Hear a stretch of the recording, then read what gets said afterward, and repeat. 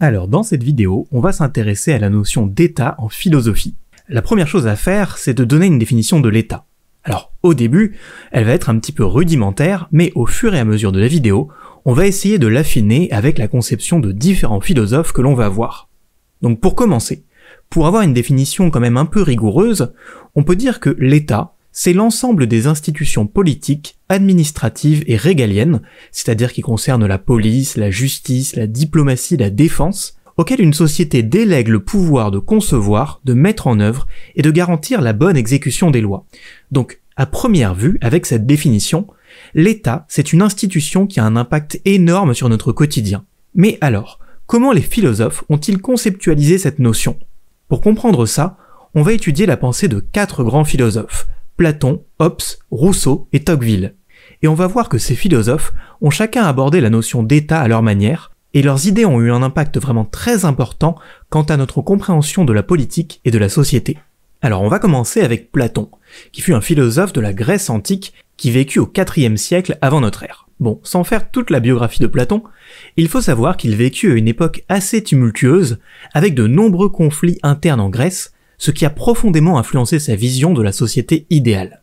Dans son œuvre majeure, La République, il imagine précisément cette cité idéale organisée et régie par des philosophes rois. Ces philosophes rois, qui sont sages et justes, sont au sommet d'une structure sociale tripartique. Ensuite, ils sont suivis par les gardiens, qui sont les défenseurs de la cité, et enfin les producteurs, c'est ceux en fait qui s'occupent des besoins matériels, qui produisent en fait les choses essentielles concrètement à la vie de tous les jours. Et pour Platon, la justice dans cette cité idéale, dans cet état, eh bien elle consiste dans l'équilibre harmonieux de ces 3 classes. Un petit peu comme dans un corps, il y a des fonctions, eh bien dans cet état, il y a des fonctions qui doivent vivre en harmonie. Donc chacun doit accomplir la tâche qui lui convient le mieux.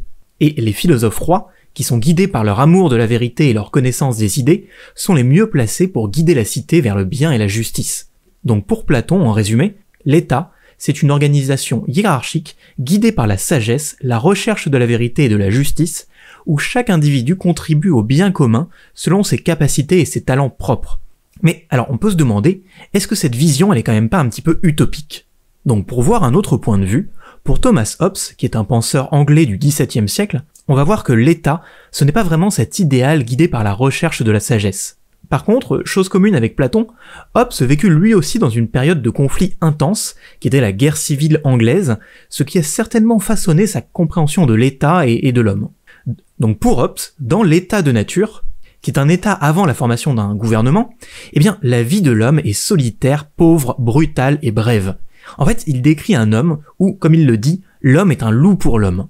Donc c'est réellement un état qui n'est pas désirable, où le danger réside partout, est en permanence, parce que les hommes en fait sont en affrontement permanent entre eux. Vous voyez, il n'y a pas de répit, il n'y a pas de sécurité, c'est vraiment un état qui n'est pas désirable.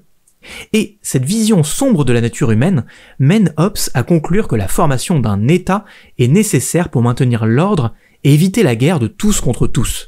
C'est pour cette raison que Hobbes préconise un Léviathan, qui est un monstre biblique vraiment énorme et terriblement puissant, qui symbolise en fait l'état très fort avec un souverain ayant un pouvoir quasi absolu, qui lui seul est capable de maintenir la paix et d'assurer la survie de la société. Vous voyez en fait, le deal du contrat social, pour faire simple, c'est en échange de ma liberté absolue, eh bien je donne une partie de ma liberté au souverain, et lui il me donne davantage de sécurité. Et ça, c'est assez intéressant comme compromis parce que c'est un compromis que l'on retrouve encore aujourd'hui en politique dans la conception de l'État. La question qu'on pose souvent, en fait, c'est est-ce qu'il faut un État qui garantisse davantage de sécurité mais qui restreigne les libertés, ou au contraire un État qui laisse faire, donc qui offre davantage de liberté, mais du coup qui n'offre peut-être pas autant de sécurité, par exemple sur le plan social. Donc, en résumé, pour Hobbes, l'État, c'est une entité qui nous protège de notre propre nature violente et égoïste. C'est un monstre nécessaire pour éviter le chaos. Bon, à ce moment-là, vous vous dites peut-être, c'est quand même assez pessimiste comme vision. Est-ce que l'homme, c'est vraiment cet animal violent qui est une menace pour ses semblables sans l'intervention de l'État ? Eh bien du coup, si vous ne partagez pas la vision de Hobbes, peut-être que vous allez davantage vous retrouver dans celle de Rousseau. Alors, Jean-Jacques Rousseau, qui était un philosophe genevois du XVIIIe siècle, lui, alors comme Hobbes, il dit que l'État naît également d'un contrat social. Et comme Hobbes, Rousseau, il considère que dans l'état de nature, l'homme est libre et vulnérable, mais alors la grande différence, c'est que pour Rousseau, l'homme dans cet état n'est pas un loup pour l'homme. Au contraire, Dans l'état de nature, pour Rousseau, l'homme est naturellement bon. Et c'est pour ainsi dire dû au hasard des regroupements que l'homme doit rentrer en société, et pour garantir sa liberté et sa sécurité, il doit ensuite se soumettre à la volonté générale. Pour faire simple, pour Rousseau, cette volonté générale, eh bien, ça reflète le bien commun, c'est la source de la légitimité politique. C'est elle qui guide les lois et les décisions de l'État. Parce que pour Rousseau, le but de l'État, ce n'est pas tant la sécurité, ou c'est aussi la sécurité, mais c'est surtout de maintenir l'équilibre entre les libertés individuelles et le bien commun, sans que l'un ne l'emporte sur l'autre. Et il faut bien faire attention parce que la société, pour Rousseau, elle risque d'éloigner l'homme de sa bonté naturelle. Donc vous voyez, en schématisant un peu, c'est intéressant parce que pour Hobbes, l'homme est naturellement mauvais, et c'est la société qui doit le rendre bon, pour ainsi dire le dompter comme un animal justement, alors que pour Rousseau, l'homme n'est naturellement bon, et c'est au contraire la société qui l'éloigne de cette bonté naturelle. Donc, pour résumer, pour Rousseau, l'État c'est une construction collective, fondée sur un contrat social, visant à assurer la liberté et l'égalité. C'est une institution qui doit toujours chercher à réaliser la volonté générale pour le bien de tous. Et après Platon, Hobbes et Rousseau, on va terminer avec Alexis de Tocqueville, un penseur français du 19e siècle. Alors, Tocqueville, il est surtout connu pour son ouvrage de la démocratie en Amérique, qui est le fruit de son voyage aux États-Unis. Pour Tocqueville, en fait, la démocratie, telle qu'il l'a observée en Amérique, n'est pas seulement un système politique, mais c'est aussi une organisation sociale et un mode de vie.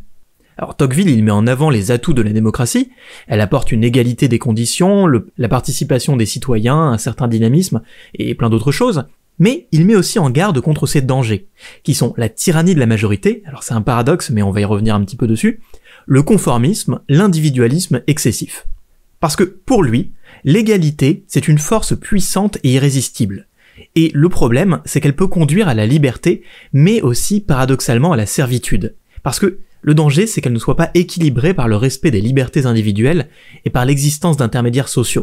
Vous voyez, Tocqueville, il insiste bien sur le risque de l'individualisme, qui peut isoler les citoyens et les rendre plus vulnérables à la domination. En fait, le risque de la démocratie, c'est en gros qu'on devienne complètement désintéressé par sa pratique. Ce qui est plutôt paradoxal puisque le système qui est censé précisément donner le pouvoir aux citoyens, le lui retire en fait discrètement, parce que centré sur sa propre personne, eh bien le citoyen, il finit par se désintéresser de l'exercice du pouvoir. Et d'une certaine façon, on constate que c'est un petit peu le cas, voire même beaucoup le cas, lorsqu'on constate l'évolution du taux d'abstention en France. Donc pour résumer, pour Tocqueville, l'État démocratique, ça doit être un équilibre délicat entre égalité et liberté, entre unité et diversité. C'est en fait un défi permanent qui nécessite la vigilance et l'engagement actif de ses citoyens. Il faut vraiment pas être passif dans l'engagement démocratique pour Tocqueville, ce qui est toujours assez pertinent dans nos sociétés démocratiques contemporaines. Donc pour conclure, on a vu comment Platon, Hobbes, Rousseau et enfin Tocqueville ont tous une vision différente de l'État, qui est souvent liée à leur époque et à leur contexte. De l'état idéal de Platon basé sur la justice et l'harmonie sociale, à l'état de nature de Hobbes où règne le plus fort, on a observé un contraste frappant. Mais entre ces philosophes, on a aussi vu des points communs. Par exemple la recherche d'un équilibre entre la liberté et l'égalité, la volonté d'assurer la sécurité et le bien-être des citoyens, et puis l'importance de la participation des citoyens à la vie de l'État. Donc merci pour avoir regardé cette petite vidéo, et si elle vous a plu, n'hésitez pas à la partager. Et je l'espère, à bientôt dans une prochaine vidéo.